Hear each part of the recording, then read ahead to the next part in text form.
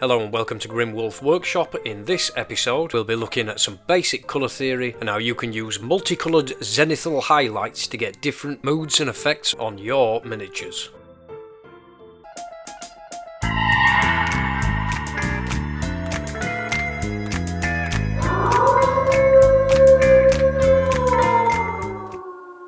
You may have heard of the RGB colour wheel, which uses all three of its primary colours, blue, green and red, and combines to make white. This is not the colour wheel that we'll be concentrating on today. It's a digital colour wheel and it's how your mobile phone screen or your PC screen works, but physical medium like paint does not behave in this way. So although you'll see it all over, it's not really that relevant for miniature painting. However, the wheel that's relevant for us today is the RYB colour wheel, and much of this will seem familiar the second that we start to get into it, so we'll cover the basics so you understand where it's coming from. It's traditionally used by artists and it's what's known as a subtractive colour mixing technique. So its primaries are red, yellow and blue, and when you mix two primaries it creates secondary colours such as red and yellow creating orange, yellow and blue creating green, and red and blue to create violet or purple. The wheel is essential for finding what's known as complementary colours, which are hues that are directly opposite to each other that create maximum contrast, or at least that's one way of seeing the wheel. You can actually combine different colours in different orders for different wheels, but we're going to keep it simple just for today. So on this particular wheel and this particular model, key opposing pairs are red opposes green, yellow opposes purple, and blue opposes orange. And in a similar way that with the digital colour wheel, all primary colours combined to create white, in theory combining all three primary colours from this wheel would absorb all light and create black, although in practice you'd actually get a dark muddy brown, and I'm sure everybody remembers that experience from when they were a kid, when you've mixed far too many paints together and the end result is sludge. Hang fire there, Grim, I hear you say, you wolf-ridden fool. I'm beginning to think you drew me here under false pretences of miniature painting techniques and all I'm getting is oppositional colour voodoo. Well, don't worry, we're getting there. First we'll have a quick look at a few pieces of art and this will explain exactly where I'm going with this. All the art that's being displayed on screen at the minute is from the Baroque period. The key technique in Baroque painting is the art of creating mood using different shades and shadows, and this has a lot in common with a lot of the artwork that's depicted in miniature wargaming, particularly the world of Warhammer and Warhammer 40k, which is sometimes described as a grim, dark, Baroque world. One of the key things to note here is that the shadows on these pieces of art are very rarely, if ever, pure black. If you look at some of the random objects you've got around your house right now, you'll probably notice that if you look at them closely, neither are the shadows on the real objects.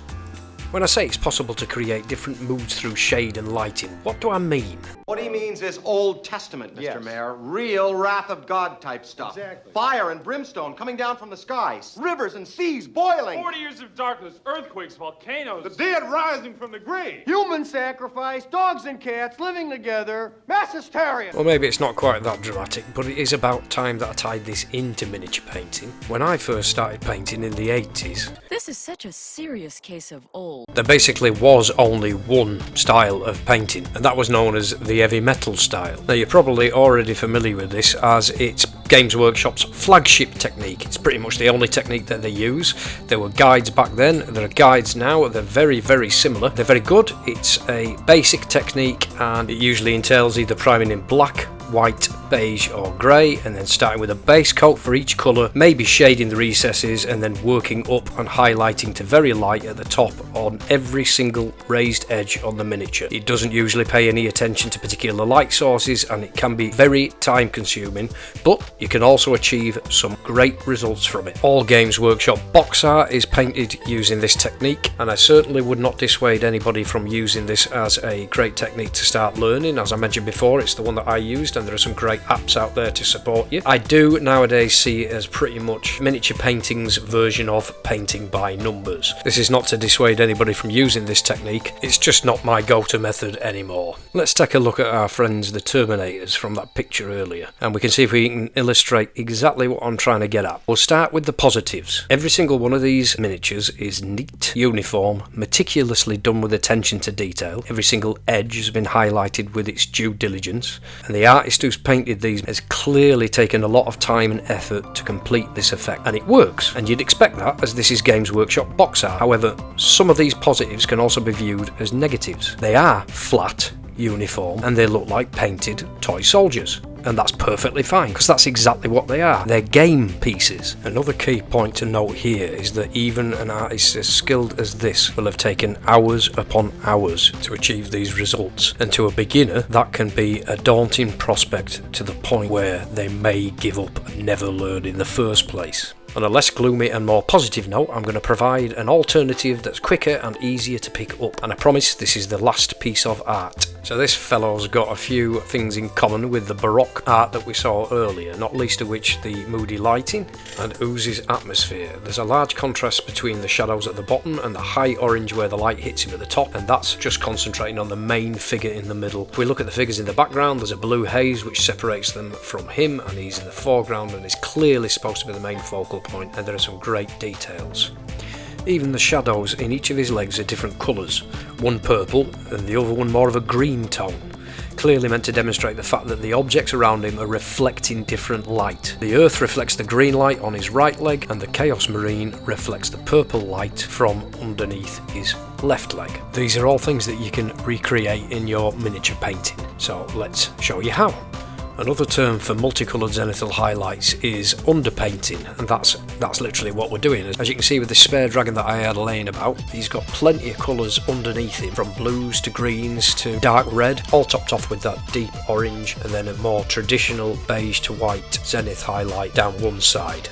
Now this is the first miniature that I actually completed using this technique, and I started out with a very dark purple, almost red, nearly maroon base coat. Then I chose a greeny yellow complementary colour, and then zenith highlighted it with beige and white to try and create a sort of gloomy, eerie, nasty, sickly tone for the worm. I then used a series of glazes and shades so that you could still see the shadow effect all the way through the paint job, and then I concentrated my highlights on the side of the miniature that the light source is supposed to be coming from. And as you can see, the purple shadow is visible on the entire side of the miniature, including up the skeleton himself and throughout his blue cloak and underneath his armpit. Now it's a fair sized miniature, and this entire thing only took me about 3.5 hours, and I'm very happy with the results, particularly considering that this was a very first attempt at this technique. Now, if I'd have stuck to the traditional heavy metal style, I would imagine that this would have probably taken between 6 and 8 hours, and I don't personally think the results would have been as atmospheric as they've turned out. I'm going to stick to the colour chart for this demonstration, and we're choosing a simple violet base or purple base with its oppositional colour or complementary colour of yellow. This is of course not what you have to do, you can choose anything. The colour wheel is just there to give you ideas, but this does work very nicely for sort of gloomy vampire-y types. And I know this guy is actually a water elf, but he does look vaguely vampire-y with his bald head and his pointy ears, so we'll stick to that. It's a nice dark purple that I've started with, and I've gone for a slightly off yellow. It's not quite pure, it's a little bit more sickly. And what we're going to do is we're going to pick a direction that the light's going to come from. My favourite for demonstrations is usually slightly to the right and above, and it doesn't really matter as long as we're consistent with the direction that we've chosen. And you can choose any direction you want, it's totally up to you, you just have to be consistent with it, so I'm going to go from that direction there. As this is a multicolored zenithal highlight, I will be covering slightly more of the back of the miniature than I did with the chromatic or black and white one. I'll also be sticking to a technique that all good marksmen know. Remember, short controlled burst. Can't really argue with that. The reason that we'll be covering more of the back of the miniature in this one than the chromatic one is because part of this technique is when the colours blend. So that yellow, when it hits the purple, will stay yellow on the top, but as it creeps around the back of the miniature, it will begin to blend with the purple and create a kind of gloomy, eerie green, and we'll be taking advantage of how the paints naturally act with each other and react. In addition to this, we want the transitions of these shadows to look as natural as possible, so we don't want the transition to appear harsh, we want it to appear smooth, and this will help with the underpainting technique. So when we choose to glaze it or put thin paint on top of it or use a contrast on top, then that smooth transition will show underneath and be preserved as part of the paint job.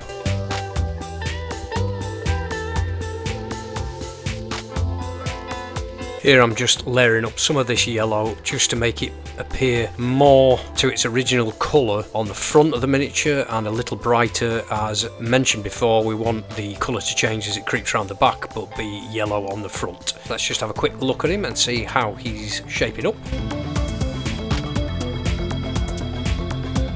This is a very good starting point for these mid-tones. It's crept round the back, mainly concentrated on the front. You can see tiny bits on his shoulder blades and the ornamentation around the back of his armour and bits that have gone onto his lats. It's nice.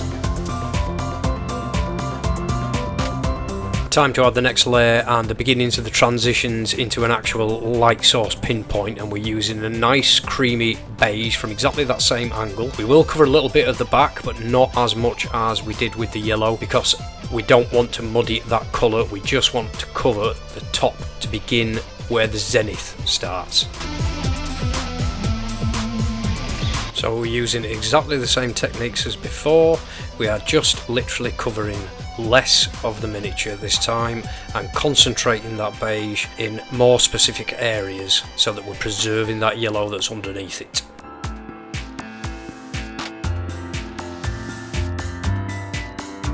As you may be able to see, I'm not always moving the airbrush. Sometimes I'm just literally rotating the miniature. This can help to get you into those angles and see what you're doing best without overshooting or overspilling on areas that you don't want. Let's just take another look at how this is shaping up, and you can see now that we're beginning to form a light source. Tiny bits have crept onto the back but nowhere near as much as before, which is exactly what we want. Now it's time for the final piece of the puzzle, and it's a pure white to go on the top in exactly the same way that we did with the last miniature in the last video. And here we go, exactly the same, thin layers, same angle, same techniques, just covering way less because this is just the top point of the light.